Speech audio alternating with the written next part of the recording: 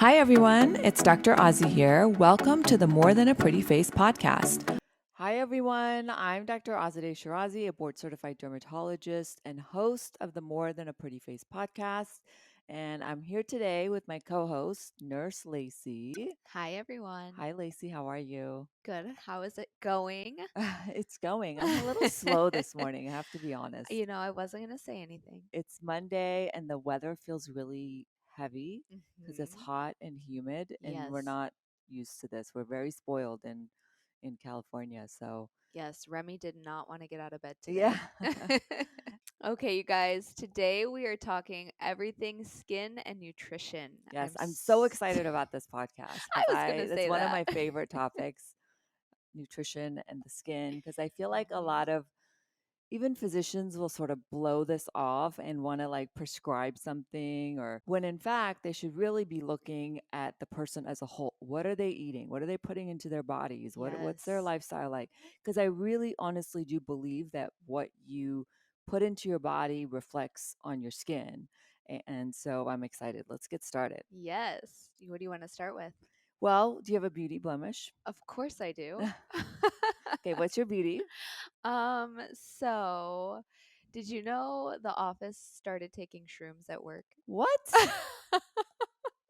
Wait, you're telling me my staff is getting high on shrooms? No, no, no, I not think like that's the illegal. magic kind, not the Oh, magic kind. okay, shrooms. When you say shrooms, I can only think of one thing. You know, You're that's why freaking I me said out it. here.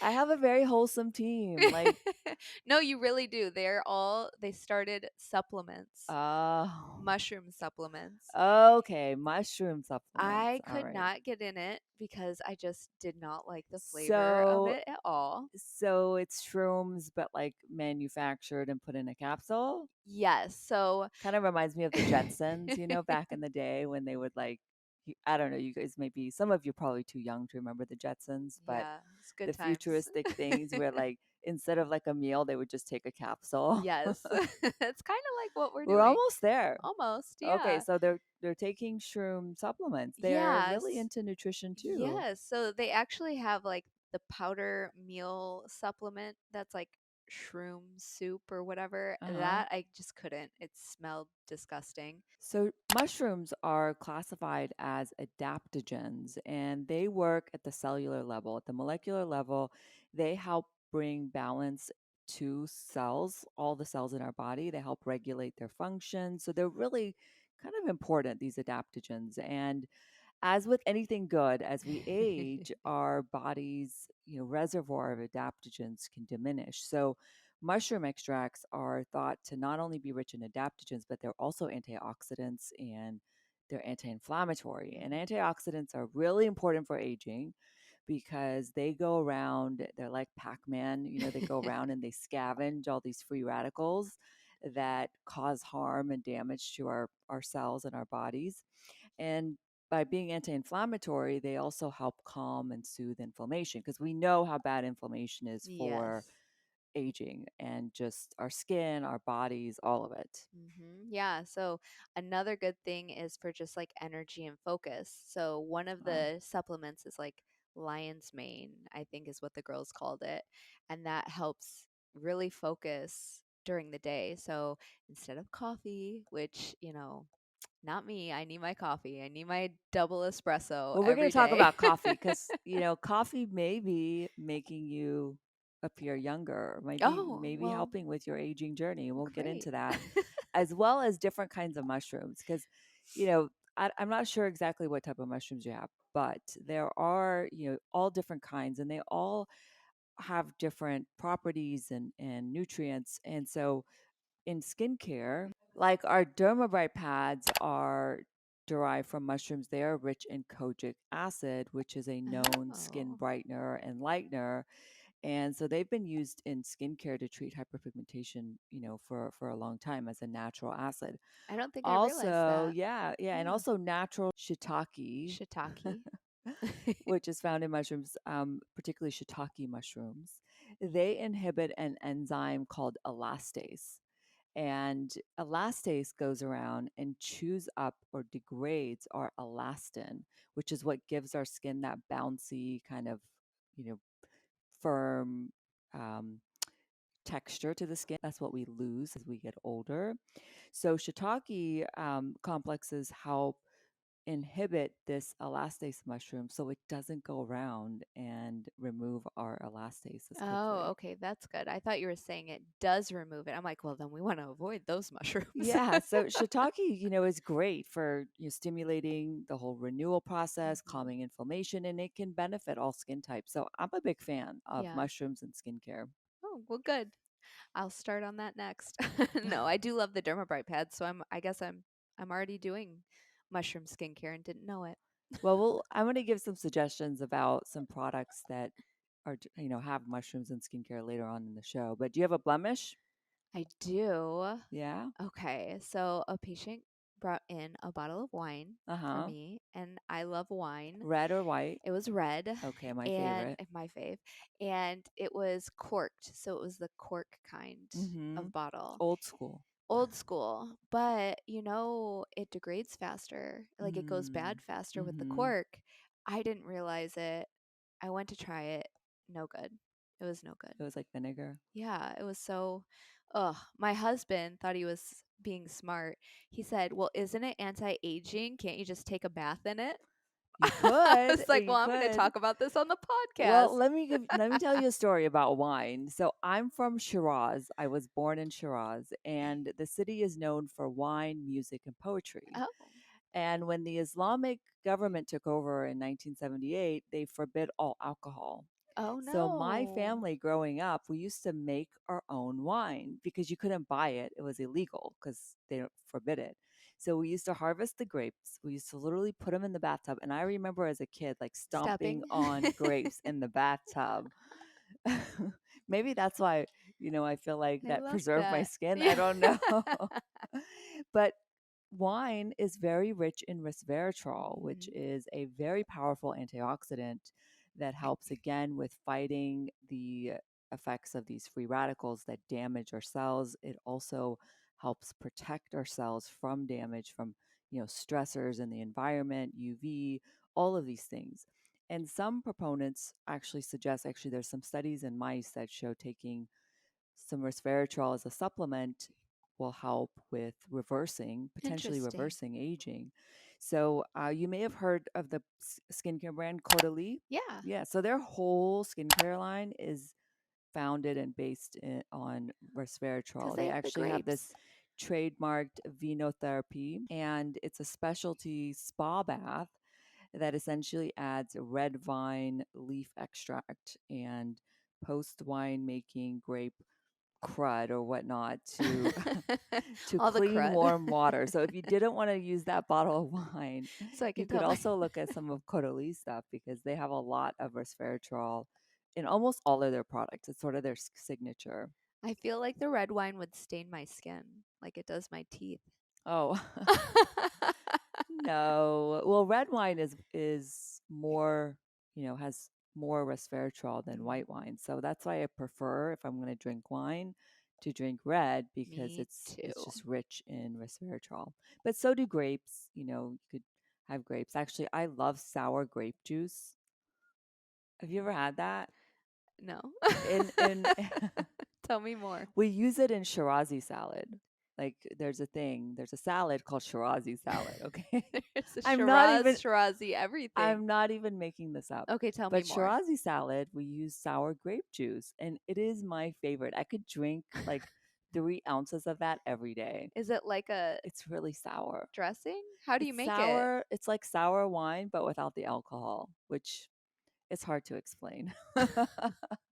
Okay, well, how about you? Do you have a beauty and a blemish? Oh, okay. My beauty is that I'm going to the Taylor Swift concert.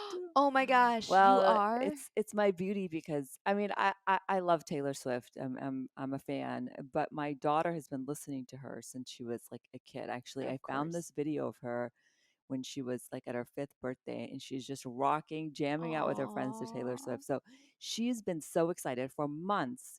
She's been like, let's pick out our outfits and da da da. And let me tell you, I'm excited because she's a teenager and she never wants to hang out with me Yeah, and you anymore, guys are right? Because picking out mom is like not outfits? cool, even though I think I'm the coolest mom. But anyway, I'm You really are. excited that she's looking forward to doing an event with me because I really have to enjoy those moments. I Hmm. don't get them as often now that she's a teenager. Aw. So that would be my beauty. I can't wait to see pictures Yeah, in your I'm matching excited. outfits. Well, we're not matching. Don't go that far, Oh. okay? So we're doing different eras. So you have to check out the photos, guys, and tell me what era you think we are dressed as. Oh, Because she's okay. a different era than I Yeah, am. Do you know yeah. about the eras? The Eras tour. Yes. She's all her albums, Mhm. whether it's like retro, well, no, reputation, retrofit, reputation, or 1989, or I Mhm. don't know Yes. all the eras, but That will be exciting. yeah. And then my blemish is that I had to have my breast implants taken out. Oh, yeah. So, yeah, and that was a big surgery. I had to have them removed because so I've always had larger breasts, and when I had my two kids, I was like, what is going on? Like Mm. the things that your body as a woman goes through when you have kids and It's all the unacceptable. changes and so forth. So, I was like, I can't. I have to like go in and I sort of regret that decision. I didn't realize, well, I should have known, right? Because I'm a doctor, but you don't really think about these things when you're younger that Mhm. when you have breast implants, there are real risks and you have to have them, removed or whatnot every 10 years or so. So that's a lot of surgeries to look Yeah. to look at. So I think people who are considering it really have to think about that. And mine were silicone, and unfortunately, my right side had a leak. Oh And no. with silicone in the body, you've heard of like the breast implants illness and so forth. So Mhm. my blemish is I'm still recovering from Yeah. that. So Wow. That yeah, was rough. yeah. So What I've heard of the silicone like sickness or whatever. Like how did you find out? What were you experiencing? well, they can catch it on MRIs. So if you do those high resolution Mhm. MRIs, they can detect leaks, which they do recommend you start getting some of these MRIs starting at about 5 years after your placement, which Oh. I didn't really do. Mm. I really honestly was shocked that it leaked. I had no idea that, it would. I mean, I knew it was a risk, but they make it so that it's not a huge risk. But if the silicone does leak, it is encapsulated, meaning it that capsule that forms around the implant doesn't allow it to go to other Oh, good. areas of the breast. But I highly encourage you guys to tune in to other podcasts we've had about breast implants with some of the plastic surgeons on this podcast, like Dr. J, as well as the TikTok doc. You may have heard of Dr. Brown. It's a great podcast. So if you guys are thinking about having breast implants or plastic surgery on the body, listen to those podcasts. Yeah, that's scary. I'm Yeah. glad that you're But okay. I'm recovering slowly but Yes. surely. Yes. Surgery and then right back to seeing patients. I know. I think that's why I'm a little slow too. All right. So, should we jump in? We're going to answer some questions. Yes. But before we jump into your questions, because I love hearing from you guys, I love answering your questions. As a reminder, the seasons are changing, so your skincare might need changing too. If you need a refresh, we have you covered on AussieMDSkincare.com. We have developed targeted skincare regimens that have everything you need based on your skin concern and your skin type. No more complicated routines or confusing products. Our simplified skincare regimens will get you back to the basics, helping you achieve radiant skin effortlessly. Visit AussieMDSkincare.com and click on the Skincare Regimens tab or scroll down to the skincare quiz to get started. All right, you guys, ready for Ask Dr. Ozzy segment where we answer all of your questions. All right, you guys, the first question they write in, "Hi, Dr. Ozzy. I saw a photo on social media that shows that if you have breakouts around your chin, that it could be caused by dairy and that sugar gives your forehead wrinkles. Is this true? And should we stop eating dairy and sugar?" That's a great question. Well, as much as I'm into nutrition, it's not necessarily the cause of Mhm. skin conditions, but it does trigger skin conditions. So there's a difference because acne is very complex, and a lot of acne is linked to your hormonal climate. And what I Mhm. mean by your hormonal climate is how your hormones actually play on the skin. Not necessarily that your hormones are abnormal, but the climate of them, the balance of them, and how your skin receives that. So, yes, too much dairy has been shown to make acne worse, but not necessarily the cause of acne. It's interesting because the studies are pointing to skim milk, particularly cow's skim milk, being Interesting. the most common trigger for acne. So if you're really drinking a ton of that, then yes, it could potentially, make your breakouts worse, but it's not necessarily the cause. Now, sugar is also bad because there's a process called glycation that happens when you consume a lot of sugar. It can take your collagen and elastin molecules and sort of disrupt them and make them weaker, and it could affect how your body produces collagen and elastin. So from that perspective, it could contribute to, skin aging per se if you're But just in your consuming a forehead? lot of what's that? Just in your forehead, though? Well, not just in your forehead, I guess. Wrinkles in general. Forehead wrinkles, they're caused mostly from contraction of muscles in the upper third of the face. So when you raise your brows, every time you raise them, you crease that skin. Now, if you're as healthy as possible, certainly those creases can bounce back better, or maybe it wouldn't cause the wrinkles as significantly if you were not, consuming a lot of sugar, for example, because you're not glycating your collagen and elastin. So really, it's that spike in insulin that is the problem with high sugar diets that can then lead to this process of, you know affecting your skin molecules. So, What about face mapping? Like, you know how we always talk in like all previous episodes with acne, mhm. the different areas that you break out and what contributes to that. Yeah, I have an entire YouTube video on this, but quickly I'll go through some of it. Generally, acne in the chin and along the jawline, the neck area is considered hormonal. Now, if you have acne, particularly little red dots like on the forehead and sides of the face, that could be due to yeast overgrowth, in your skin. If you have acne primarily on the cheeks, that could be from your pillowcases or your phone. If you tend to talk on your phone like this, anything that sort of touches that area. Actually, our phones are quite dirty. So They dirty say that the phones really contribute to us, harboring a lot of bacteria. And if you think about, you take your phone everywhere, you make sure you have everywhere. to wipe it down regularly every day with alcohol. But that just kind of gives you an idea of face mapping. And sometimes there are acne-like conditions that like come up around your mouth, around your eyes, and that's called perioral dermatitis. I also have a detailed YouTube video on that, so check it out. But yeah, acne is so complicated, and Really is. it's something that you should see a dermatologist for and have an evaluation if some of the over-the-counter regimens are not really working for you, because it could be linked to many different factors. So my takeaway is have sugar, have dairy, but all in moderation. Yes, it's not. I always say it's not the poison, it's the It's the dose. dose. A little bit of dark chocolate can actually be really great for you.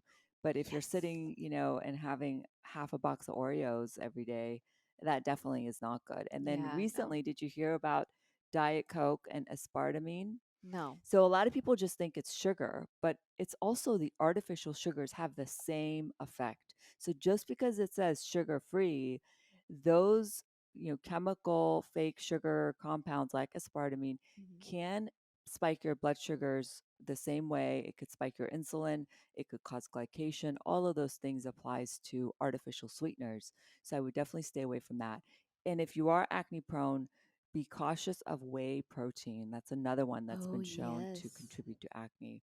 So Mhm. those are some things to keep in mind when you're, curating a diet for yourself.